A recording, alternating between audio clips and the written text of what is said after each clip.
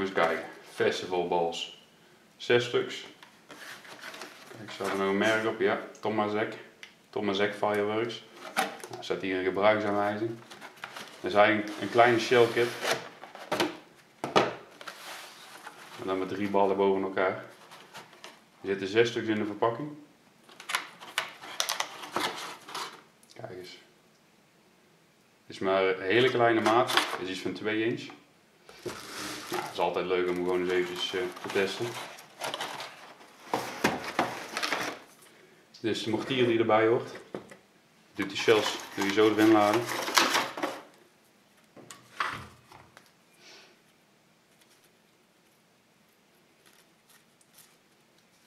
Zie je?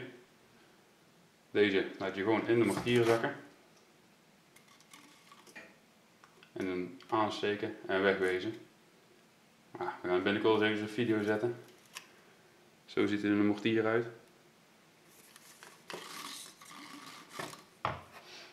Het is ook verboden in Nederland. Maar in Polen is het gewoon consumentenvuurwerk. Overigens niet meer lang. Het wordt waarschijnlijk ook allemaal verboden door de Europese wetgeving en zo.